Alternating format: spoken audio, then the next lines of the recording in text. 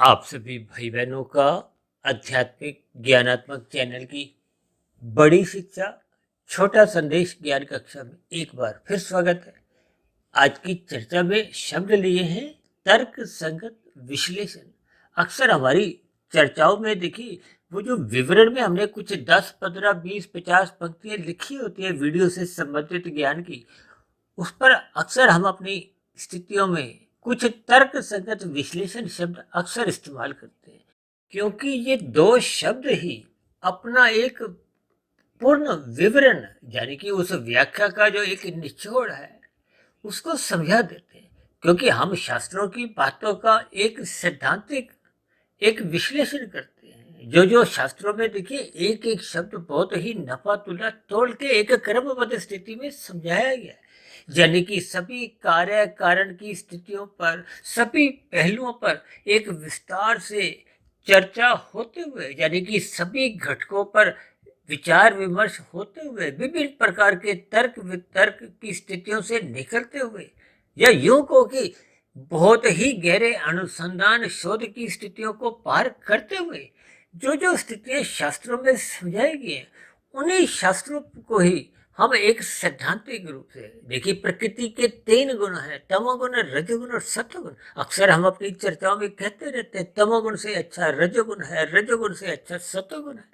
इन्हीं स्थितियों पर स्थूल शरीर, सूक्ष्म शरीर और कार्य शरीर की स्थितियों पर हम कुछ विश्लेषण करते हैं।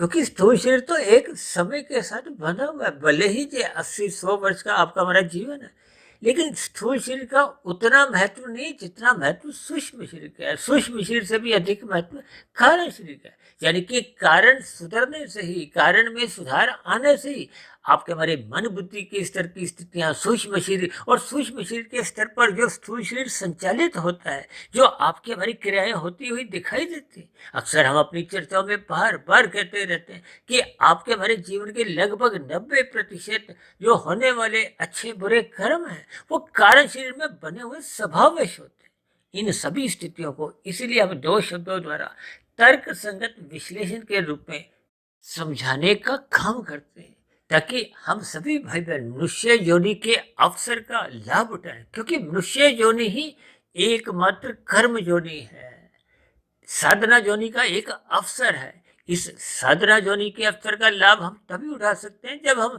शास्त्रों का, इन सात्विक ग्रंथों का एक तर्क पूर्वक विश्लेषण समझते हुए अपने स्वयं के जीवन में सुधार लाएं। तो ऐसी सभी सात्विक शुभ स्थितियां हम सभी भाई बहनों के जीवन में भी बने, इन्हीं शुभकामनाओं के साथ चर्चा विशेष का यही विश्राम देते हैं। कल सुबह फिर मिलते हैं ब्रह्म मुहूर्त ज्ञान उपदेश कक्षा में। तब तक आप अपने आध्यात्मिक मित्र सुधीर भाटिया फकीर को इजाजत दें। फिर भी वीडियो संबंधित आपके मन में कोई प्रश्न हो तो आपके प्रश्नों का, सुझावों का और शिकायतों का नीचे दी गई कमेंट्स बॉक्स पर यह प्रश्नोत्तर ज्ञान कक्षा में सदा ही स्वागत है। चर्चा विशेष को ध्यान पूर्वक सुनने के लिए आप सभी भाई बहनों का बहुत बहुत धन्यवाद।